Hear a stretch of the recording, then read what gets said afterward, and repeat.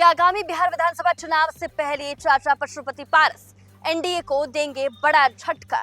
क्या विधानसभा सीटों पर अकेले लड़ेंगे चुनाव? नमस्कार, न्यूज नेशन देख रहे हैं आप और मैं हूं आपके साथ साक्षी झा।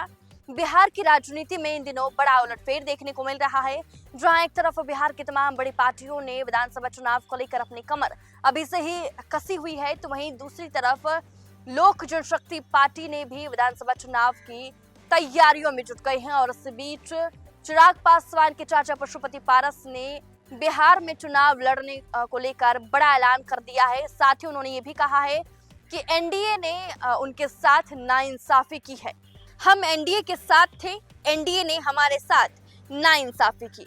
राष्ट्रीय लोक जनशक्ति पार्टी आगामी विधानसभा चुनाव में सभी सीटों पर अपने उम्मीदवार उतारेगी। ये बातें राष्ट्रीय लोक जनशक्ति पार्टी के राष्ट्रीय अध्यक्ष पशुपति पारस ने रविवार को प्रखंड के मलिहापुर गांव में आयोजित कार्यकर्ताओं के सम्मेलन में कही। उन्होंने कहा कि हम संसद में गृह मंत्री अमित शाह के बाबा साहब अम्बेडकर को लेकर दिए गए बयान की निंदा करते हैं।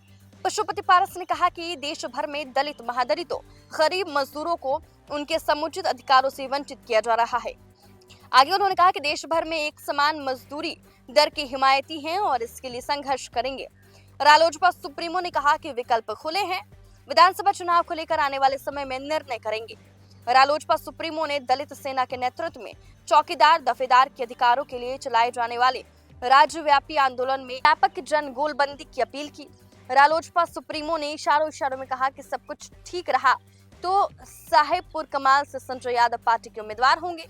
रालोजपा नेता चंदन सिंह ने कहा कि साहेबपुर कमाल की जनता ने सूरजभान सिंह को खूब प्यार और समर्थन दिया है, इसके लिए हृदय से आभार है। रालोजपा सुप्रीमो के पुत्र यशराज, पूर्व विधायक अनिल चौधरी ने कहा कि साहेबपुर कमाल के विकास को हम तत्पर हैं।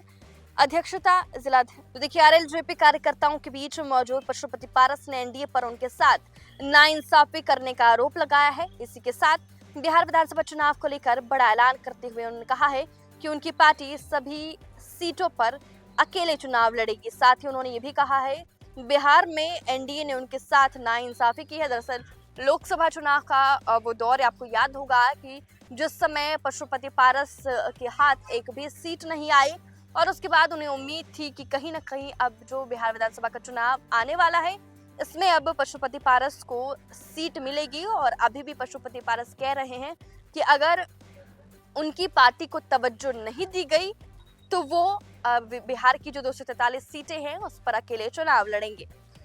तो देखिए, आज पशुपति पारस ने ये बड़ा ऐलान किया है। बिहार में 2025 में विधानसभा का चुनाव है। अभी से ही जो बिहार की तमाम बड़ी पार्टियां हैं उन्होंने कमर कस ली है। एक तरफ तेजस्वी यादव है जो लगातार बिहार में यात्रा कर रहे हैं। फिलहाल उनकी यात्रा समाप्त हो चुकी है, लेकिन अगर बात कर ले बिहार के मुख्यमंत्री नीतीश कुमार की, तो नीतीश कुमार की यात्रा अब शुरू हो चुकी है। जो नीतीश कुमार प्रगति यात्रा पर निकलने वाले थे तो वो पहले चरण की यात्रा पर निकल चुके हैं। वहीं आपको बताते चले कि बीजेपी भी 2 दिवसीय अपनी कोर कमेटी की बैठक दिल्ली में करती हुई नजर आई। और इसी बीच बिहार में जो राजनीतिक सरगर्मी है वो तेज नजर आई। और इसी बीच रालोजपा सुप्रीमो पशुपति पारस ने ये बड़ा ऐलान कर दिया है। उन्होंने कहा है कि अगर उनकी पार्टी को विधानसभा चुनाव में तवज्जो नहीं दी गई तो वो पूरे 243 सीटों पर चुनाव अकेले लड़ेंगे। फिलहाल के लिए इस खबर में बस इतना ही। आप देखते रहें न्यूज 4।